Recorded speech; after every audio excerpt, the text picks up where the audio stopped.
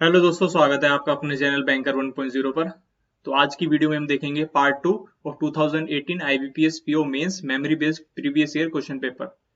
Last class में हमने इसका क्वांट सेक्शन स्टार्ट किया था जिसमें हमने 3 डीआई सॉल्व की थी। आज की क्लास में आगे के क्वेश्चन देखते हैं। तो फर्स्ट है 10th question. There is a rectangular path just inside a rectangular park. Width of the path is 2 cm. If the length of park is decreased by 4 cm, then it becomes a square. Area of rectangle is 4 by 3 times the area of path. From the above information, which of the following can be found out? तो ये तीन है हमारे पास option: area of path, length of the park and sum of perimeter of the rectangular path and perimeter of the path both external and internal. तो इसमें एक rectangular path है, एक रेक्टेंगुलर पार्क के अंदर ऐसे, और ये जो विड्थ है पाथ की ये है 2 सेंटीमीटर, इसकी लेंथ है L और ये ब्रेथ है B। अब इसमें लिखा हुआ है अगर लेंथ जो है पार्क की डिक्रीज कर दी जाए 4 सेंटीमीटर तो ये स्क्वायर बन जाएगा। स्क्वायर जो होता है उसकी सारी साइड बराबर होती हैं, मतलब अगर हम लेंथ में से -4 कर दें तो वो ब्रेथ के इक्वल टू हो जाएगा। तो इसलिए अपनी कैलकुलेशन इजी बनाने के लिए हम ले लेते हैं लेंथ इक्वल टू x + 4। तो उसकी ब्रेथ होगी या फिर विड्थ ये होगी x, क्योंकि लेंथ में से 4 माइनस कर देंगे तो वो ब्रेथ के बराबर हो जाएगा। अब इसमें दिया हुआ है जो रेक्टेंगल है उसका एरिया, तो रेक्टेंगल का एरिया होता है L × B। ये है 4/3 times of the area of the path. अब ये एरिया ऑफ पाथ निकालने के लिए या तो ऐसा कीजिए, बड़े वाले रेक्टेंगल में से ये छोटे वाले रेक्टेंगल को माइनस कर दीजिए, मतलब उसका एरिया माइनस कर दीजिए, तो ये एरिया बचेगा बस, और यही हमारा एरिया ऑफ पाथ है। इसका एक डायरेक्ट फॉर्मूला होता है, ये होता है 2 × विड्थ। विड्थ है हमारे पास 2 सेंटीमीटर, फिर ब्रैकेट ये होता है L है इसमें x + 4, देन प्लस ब्रेथ है हमारे पास x, देन -2 × विड्थ है इसमें 2। अब इसमें हम देखें और ये L × B, इसकी जगह भी हम लिख सकते हैं x + 4 × x। तो इस पूरी इक्वेशन में सिर्फ एक ही वेरिएबल है x, तो हम इसे सॉल्व करके x की वैल्यू निकाल सकते हैं। तो x की वैल्यू निकालने से हमारी लेंथ आ जाएगी, ब्रेथ आ जाएगी, और जो हमारा एरिया ऑफ पाथ है ये भी आ जाएगा। तो एरिया ऑफ पाथ भी आ जाएगा, लेंथ भी आ जाएगी पार्क की, और जो सम ऑफ द पेरीमीटर क्या होता है, ये लेंथ और ब्रेथ का सम, ये एक्सटर्नल और इंटरनल ये भी सम आ जाएगा। तो इसमें हम all of the above D option तीनों चीज फाइंड आउट कर सकते हैं। इसका फॉर्मूला मैं लिख देता हूं, एरिया ऑफ पाथ ये होता है 2 × विड्थ, अगर हम मान ले W, ब्रैकेट में L + B। ये L मींस लेंथ, B मतलब breadth of rectangular park, -2 × width. और ये फॉर्मूला ड्राइव होता है बड़े वाले रेक्टेंगल में से छोटे वाले रेक्टेंगल का एरिया माइनस करके। तो आप इसे डायरेक्ट याद रखिए, क्योंकि काफी क्वेश्चंस में ये फॉर्मूला हमें डायरेक्ट अप्लाई करने के लिए मिल जाता है। तो इसका आंसर हो गया डी। नेक्स्ट क्वेश्चन देखते हैं। A certain number of men can complete a work in 6 hours less than the time taken by some women. Work completed by one man in 1 hour is same as the work completed by one woman in 1 hour. Which of the following ratio number of men to number of women can satisfy the above given condition? अब इसमें man मान लीजिए हमारे पास है x और women है हमारे पास y। तो मैन जो है काम करते हैं t में और विमेन करती हैं t + 6 में, क्योंकि इसमें लिखा हुआ है मैन जो है 6 आवर कम लेते हैं विमेन से, तो विमेन हमने ले लिया t + 6, और ये नंबर है, number of man x, number of women y। अब इसमें ये लाइन पढ़िए कि work completed by one man in 1 hour is same as the work completed by one woman in 1 hour। इसका मतलब मैन और विमेन की जो है एफिशिएंसी बराबर है। अब यहाँ पे जो है वर्क सेम है, तो यहाँ पर x मैन जो है t आर में जितना काम करते हैं उतने ही y विमेन t + 6 आर में काम करती हैं, और एफिशिएंसी से कोई फर्क नहीं पड़ेगा क्योंकि दोनों की एफिशिएंसी बराबर है। अब इसे सॉल्व करिए, X T is equal to Y T plus 6y। ये हमारे पास इक्वेशन आई। अब इसमें हम ऑप्शन पुट करते हैं। ये है 5 6। 5 इसमें मैन का रेशियो दिया हुआ है और 6 दिया हुआ है विमेन का। तो यहाँ पे x की जगह 5 डालेंगे वन ऑप्शन में। 5t is equal to y की जगह 6t प्लस 6 6 जा 36। इसे सॉल्व करेंगे, t यहाँ पे आ जाएगा -36 और टाइम कभी भी नेगेटिव में नहीं हो सकता, तो ये ऑप्शन गलत हो गया।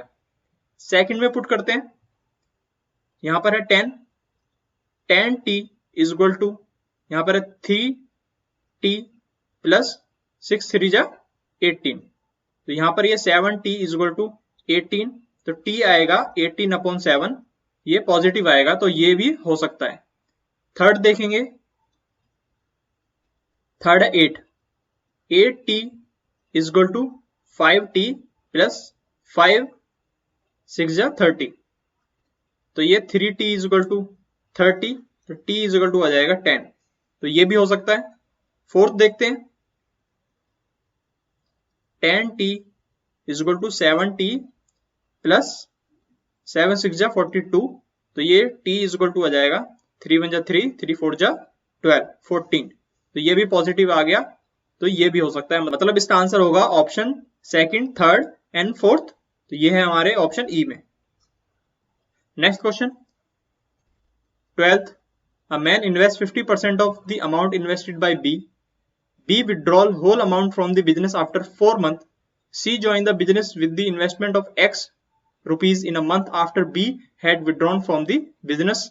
At the end of the year, A and C share same profit. If investment of B is 2400, then which of the following may be the investment of C? अब इसमें A है, B है और C है। इसमें जो C की investment दी हुई है हमारे पास X दी हुई है, और इसमें A इन्वेस्ट करता है 50%, मतलब half of amount invested bye B, और यहाँ पे दिया हुआ है B इन्वेस्ट करता है 2400। तो ये 2400 होगा, तो ये होगा 1200। अब A ने तो पूरे साल के लिए किया है, B ने जो किया है, B ने विड्रॉ कर लिया था 4 मंथ के बाद, तो इसने सिर्फ 4 मंथ के लिए अप्लाई किया। और C ने इन्वेस्टमेंट की है X रुपीज की in a month after B had withdrawn the business. तो B ने 4th मंथ में विड्रॉ कर लिया था, उसके बाद हमारे पास बचे हैं 8 महीने। तो इन 8 महीने में से C ने कभी भी इन्वेस्टमेंट की हो सकती है, तो मतलब C की वैल्यू हो सकती है 1 से लेके 8 के बीच में। अब यहाँ पर देखिए, और इसमें लिखा हुआ है at the end of the year A and C share same amount of profit. और आपको पता होगा प्रॉफिट डिवाइड होता है कैपिटल इनटू टाइम के रेशियो में। तो A और C का जो प्रॉफिट है ये बराबर है, और A का कैपिटल है 1200, टाइम है 12 महीने, और C का कैपिटल है X और टाइम है ये 1 से लेके 8 महीने के बीच में, और ये बराबर है 1:1। मतलब 1200 into 12 is equal to X, और यहाँ पर मल्टीप्लाई में हम ले सकते हैं 1 से लेके 8 महीने के बीच में वैल्यूज। अब इसमें से हम देखेंगे ऑप्शंस में से कि जो X वैल्यू है वो कौन सी वैल्यू ले सकता है। अब इसमें हम अगर 1 डालें 1, तो ये 12 12 ये हो जाएगा 14400। यहाँ पे ऑप्शन में नहीं गिवन है ये, तो इसे कैंसिल करेंगे। 2 अगर डालें तो ये 2 6 जा 12 हो जाएगा, और ये 12 छिक्का 72। तो ये हमारे पास दिया हुआ है 4th ऑप्शन में। अगर हम 3 डालें तो 3 चौका 12 और 12 चौक 48, 4800 भी नहीं है। अब अगर इसमें हम डालें 4, तो 4 तिया 12 और 12 तिया 36, 3600, ये सेकंड ऑप्शन है हमारे पास। अब इसमें हम अगर पुट करें 5, तो ये 144, 5 से अगर देखेंगे तो ये आएगा 5 2 जा, देन 8 जा 8 जा 0, ये भी नहीं है ऑप्शन में। अब इसमें डालेंगे हम 6, 6 2 जा 12 और 12 दूनी 2400, तो 2400 इसमें हमारे पास गिवन है। अब इसमें हम पुट करेंगे 7, तो 7 और ये कोप्राइम है, तो ये पॉइंट में आंसर आएगा, और हमारे पास ऐसा कोई पॉइंट में नहीं है। फिर हम देखेंगे 8 से अगर करेंगे तो 1440 को 8 से डिवाइड करेंगे अगर, तो 8 1 जा 8 एंड 8 जा 6400, तो ये भी है हमारे पास ऑप्शन 1 में। तो हमारे पास 1 2 3 4 डी ऑप्शन आया। मतलब C की वैल्यू ये हो सकती है। आई होप आपको समझ आया होगा। अगर कोई डाउट है तो आप कमेंट बॉक्स में पूछ सकते हैं। नेक्स्ट क्वेश्चन देखते हैं। 13th question. A vessel has 200 liter of milk and 40 liter of water. If space liter of mixture is taken out from the vessel and space liter of water is added to the remaining mixture, then the final amount of milk in the vessel become 125 liter more than the amount of water in it. Which of the following integral values given in the option are possible in the blank in the same order? Order same होना चाहिए और इसमें integral value क्या होती है? Integers, मतलब कोई decimal में वैल्यू नहीं होनी चाहिए।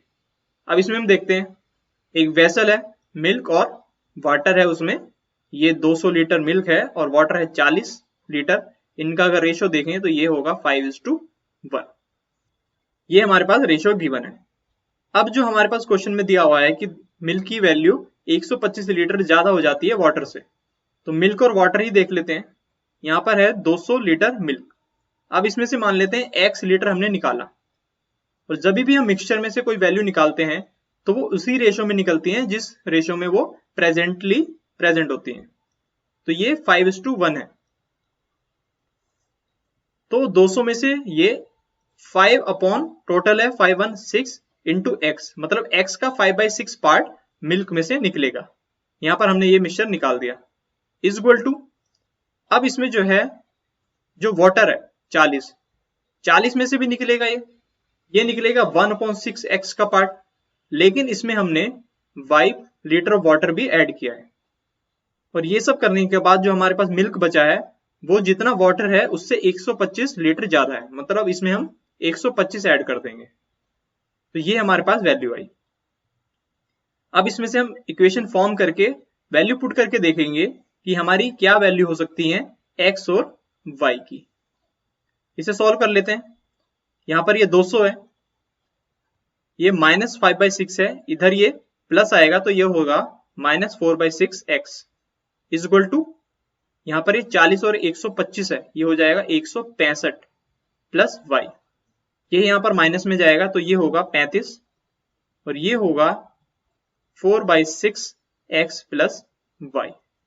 अब ये जाएगा 2 2 4, 2 3 6, 3 इधर क्रॉस मल्टीप्लीकेशन में जाएगा, ये बचेगा 105 is equal to 2x plus 3y।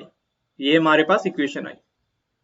अब इसमें ऑप्शन पुट करेंगे। पहला ऑप्शन देखते हैं, फर्स्ट 36 11, 105 इज इक्वल टू 36 दूनी 72 प्लस 11 तिया 33, तो ये ठीक हो जाएगा, ये ऑप्शन हो गया ठीक। दूसरा देख लेते हैं, 105 इज इक्वल टू 30 दूनी 60 प्लस 15 3 45, ये भी ठीक हो जाएगा। 3 देख लेते हैं, 105 42 दूनी 84 प्लस 12 तिया 36, ये नहीं होगा। देन डी देख लेते हैं, 105 इज इक्वल टू 24 दूनी 48 प्लस 19 तिया 57, ये भी हो जाएगा। फिफ्थ देख लेते हैं, ई ऑप्शन, 105 18 दूनी 36 और 24 तिया 72, ये भी नहीं होगा। तो हमारे पास होगा फर्स्ट, सेकंड और फोर्थ, मतलब ए बी और D. A B D option है डी ऑप्शन में, तो ये ऑप्शन इस इक्वेशन को सेटिस्फाई करेंगे, तो ये हमारे आंसर होंगे। Next question, 14th question, 2 numbers a and b are given, what is a plus b? हमें a plus b निकालना है। इसमें फर्स्ट दिया हुआ है एलसीएम है a और b का 44 times than their SCF। Second option है the sum of LCM of a and b and their SCF is 540, और a plus b upon 10 एक इंटीजर है और a plus b greater than है 150। Then which of the given statement are redundant to find the answer of the question? तो हमें जो answer करना है क्वेश्चन का a plus b, उसे फाइंड आउट करने के लिए कौन सी स्टेटमेंट रिडंडेंट है। रिडंडेंट मतलब अननेसेसरी है। अब इसमें एचसीएफ की भी बात हो रही है, एलसीएम की भी।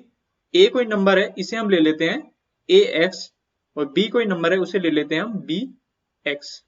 x यहाँ पर जो है इनका एचसीएफ है। अब पहली इक्वेशन के अकॉर्डिंग अगर हम लिखें, LCM of a and b is 44 time then their HCF. LCM क्या होगा, common x then a into b is equal to 44 times then their SCF, XCF है x, x से x कटेगा, ए बी की value आ जाएगी 44। Second, the sum of LCM of A and B and their HCF is 540। The sum of LCM of A and B, LCM of A and B होगा x a b और their HCF है x is equal to 540।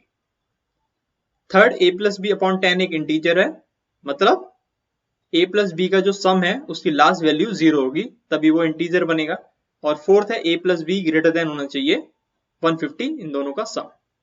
अब इसमें देखेंगे a b is equal to 44 और यहाँ पे हम देखेंगे a b की वैल्यू अगर 44 पुट करें तो ये हो जाएगा 45x इज इक्वल टू 540 और x की वैल्यू आएगी 540 अपॉन 45, ये 5 नम 45 और 5 5 5 अठे 40 और 9 9 9 दूनी 18, x की वैल्यू आएगी हमारे पास 12।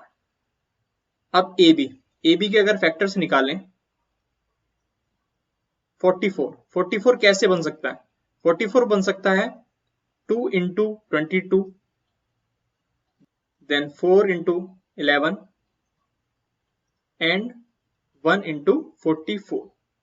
ये 3 पॉसिबल वैल्यू हो सकती हैं ए और बी की, राइट। अब इसमें ए और बी जो होते हैं यहाँ पर हमेशा कोप्राइम होते हैं। अब हम इसमें देख रहे हैं 2 और 22, ये जो है कोप्राइम नहीं है, तो ये ऑप्शन हम नहीं लेंगे। हमारे पास दो ऑप्शन बचे, 4 इंटू 11 और 1 इंटू 44। अब इसमें हम देखते हैं कि हमारी ये थर्ड और फोर्थ कंडीशन सेटिस्फाई होती है या नहीं। अब a प्लस बी, इसमें जो है 12 का मल्टीप्लाई भी होना चाहिए, क्योंकि a जो है हमारा टोटल है वो ax और b जो है हमारा वो है bx।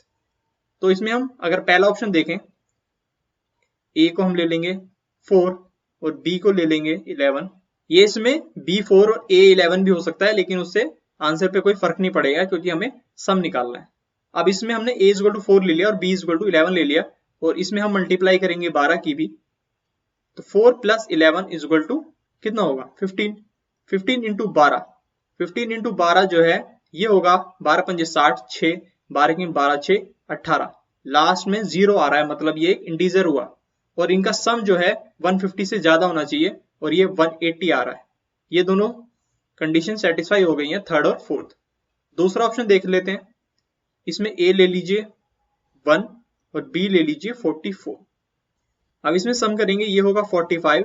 अब इसमें 12 से मल्टीप्लाई करना है, 12 पंजे 60, 6 12 चौक 48, 6 54, लास्ट वैल्यू 0 आ रही है, थर्ड कंडीशन सेटिस्फाई हो गई और a प्लस बी का सम भी 150 से ज्यादा है।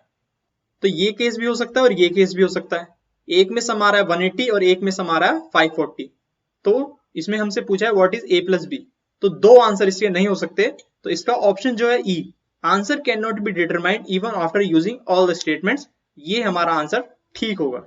हमें कोई और भी कंडीशन चाहिए एग्जैक्ट आंसर निकालने के लिए, तो ये इसका आंसर होगा ई। आई होप आपको समझ आया होगा। इस क्वेश्चन में अगर कोई भी कंफ्यूजन है या फिर किसी भी क्वेश्चन में, तो आप कमेंट में पूछ सकते हैं, वहां पे आपको आंसर कर दिया जाएगा। हम देखते हैं नेक्स्ट क्वेश्चन। यहाँ पर mark price of an article is 60% more than the CP of the article.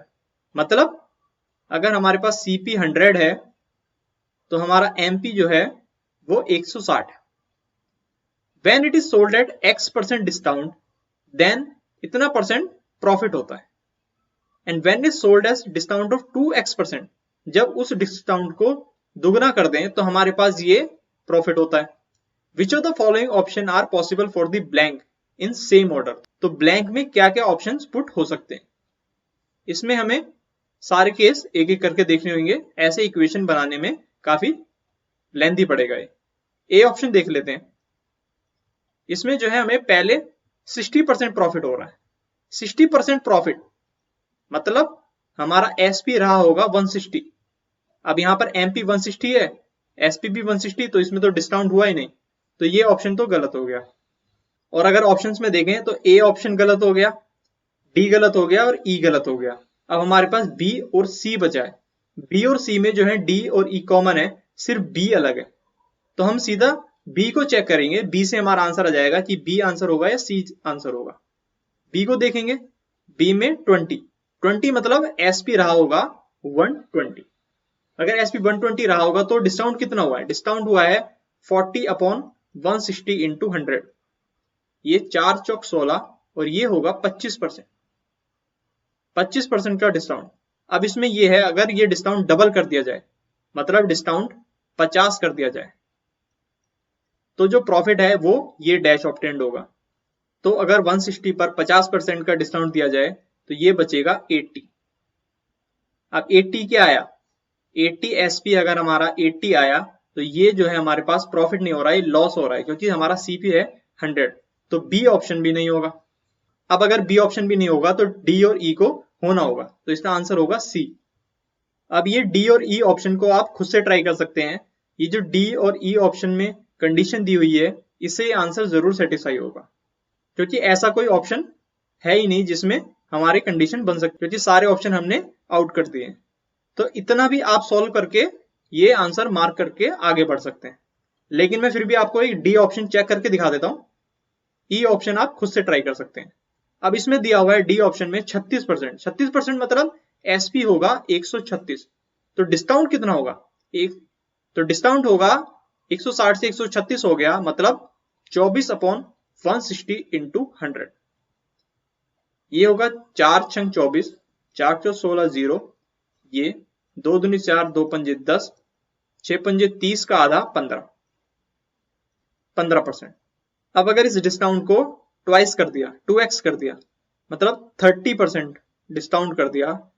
अब हम इसमें देखेंगे 160 पर अगर 30% का डिस्काउंट होगा, मतलब 70% पे बेचेंगे, तो ये 0 से 0 आउट होगा, और 16 सत्ते 112 होता है, मतलब 100 पे 112, 12% का प्रॉफिट, और यहाँ पे दूसरा ऑप्शन है 12, तो ये ऑप्शन सेटिस्फाई हो गया। ऐसे ही ऑप्शन ई भी हो जाएगा, वो आप खुद से ट्राई करिए।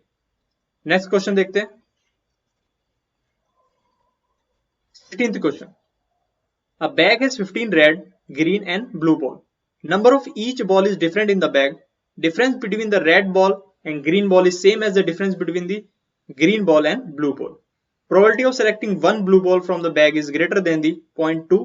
Then the number of blue balls in the bag can be. तो ये क्वेश्चन है, इसमें जो है टोटल बॉल है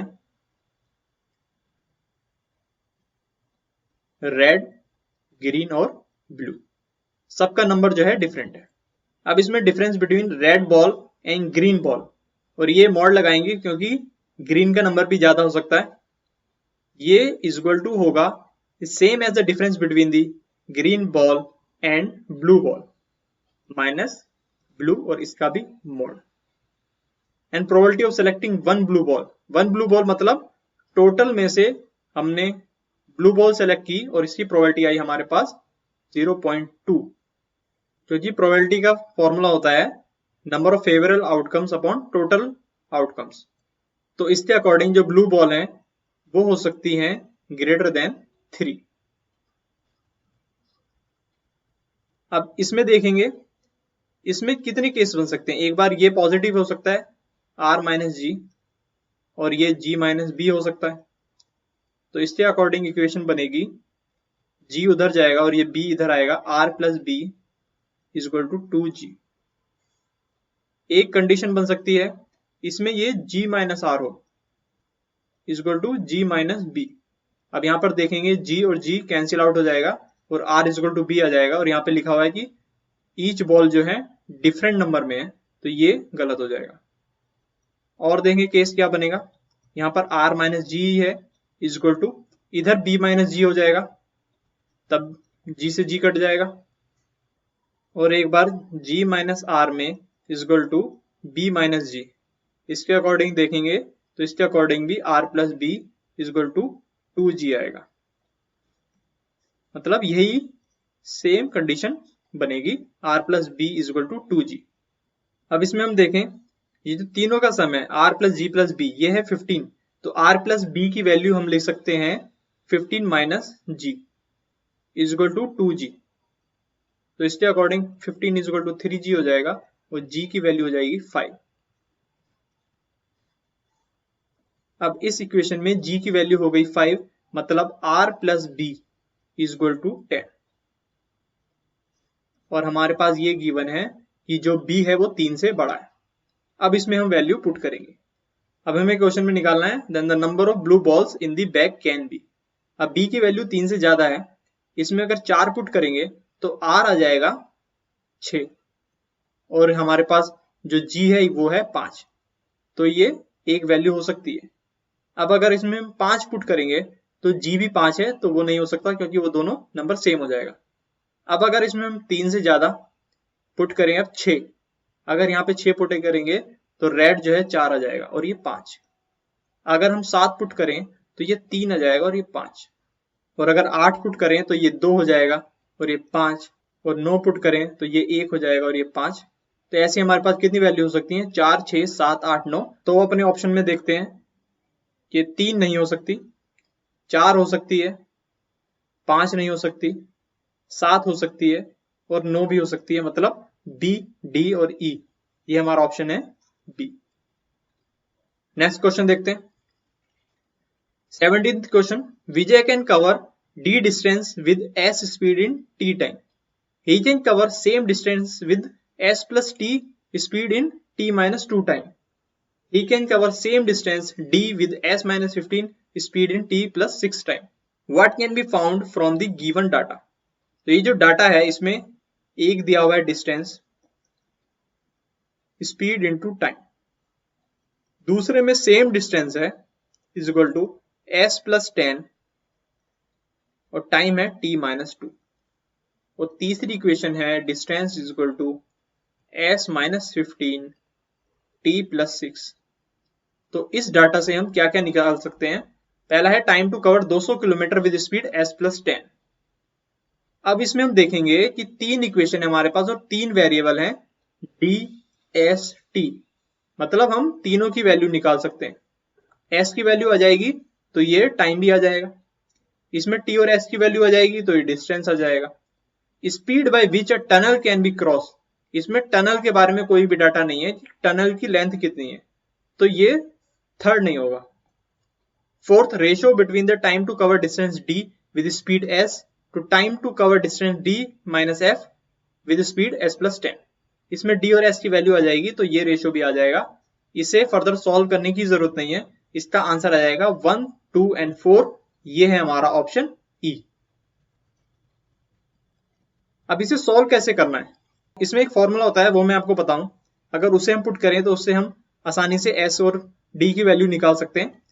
और इसे वैसे भी कर सकते हैं कि इसमें इक्वेशन 1 जो है अपॉन 2 और इक्वेशन 2 अपॉन इक्वेशन 3, इससे करेंगे तो d एलिमिनेट हो जाएगा और s और t के बीच में 2 इक्वेशन बनेगी।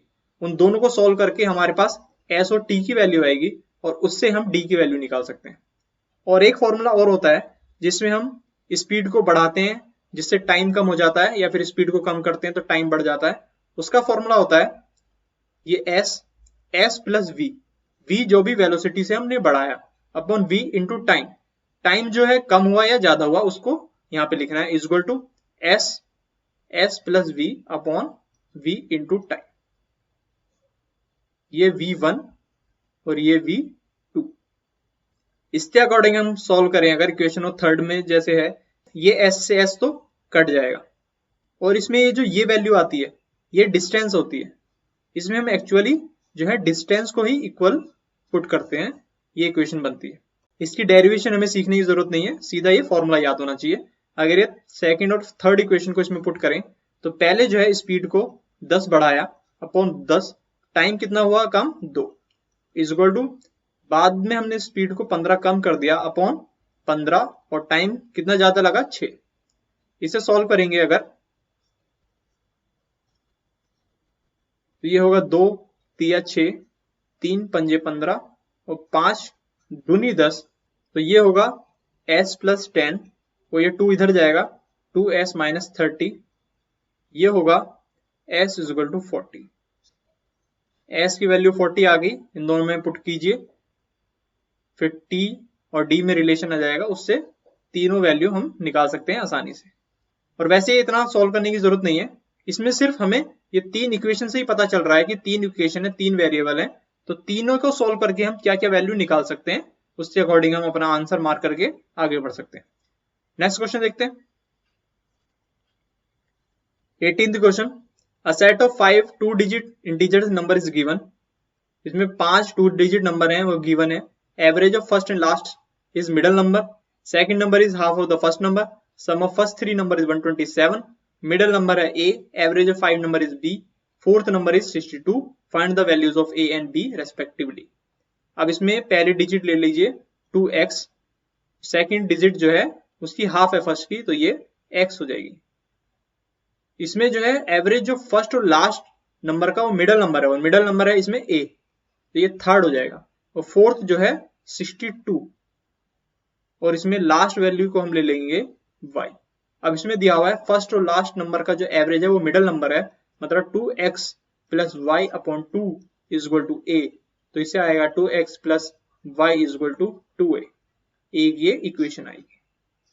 और देखें इसमें sum of first three number 127, 2x plus x plus a is equal to 127, और इसमें दिया हुआ है average of 5 number is b, मतलब 2x plus x plus a plus 62 plus y is equal to 5b, b average है तो सम होगा इसका 5b।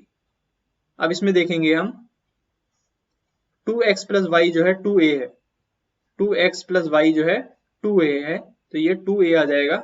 यहाँ पर बचा x प्लस a प्लस 62, यहाँ पर बचा x प्लस a प्लस 62 और ये है 5b।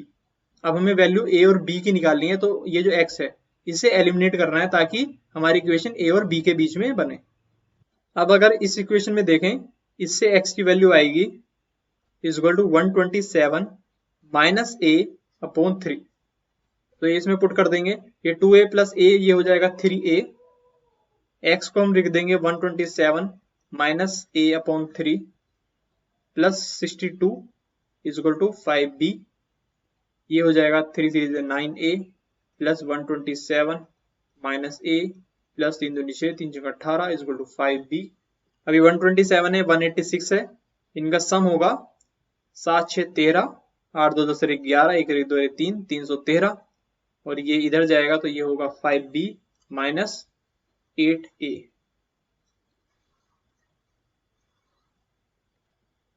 अब हम इसमें ऑप्शन पुट करते हैं b और a की वैल्यू, जिससे सेटिस्फाई हो जाएगा, वो हमारा आंसर होगा। अब इसमें हम देख रहे हैं कि जो हमारे पास रिजल्ट है उसकी यूनिट डिजिट जो है 3 है। अब इसमें हम पहला ऑप्शन देखते हैं, इसमें b की वैल्यू 50, तो ये 0 आएगा लास्ट, माइनस 8, और ये 4 है, 64 की यूनिट डिजिट 4, 8 4 जा कितना होता है 32, इनका डिफरेंस 8 आएगा, तो ये a नहीं हुआ। b अगर पुट करेंगे तो यहाँ पे आएगा 55, 5 5 जा, यहाँ पे 5 बचेगा और इधर होगा 2, 8 2 जा 16, यहाँ पर आएगा 9, तो ये भी नहीं होगा। सी ऑप्शन देखें, 50 ये 0 होगा, और ये 62, 8 2 जा 16, ये 4 होगा, तो ये भी नहीं होगा। डी ऑप्शन देखते हैं, 55 5 5 जा माइनस ये 8 4 जा 32, 5 में से 2 गए 3, तो ये डी हो सकता है।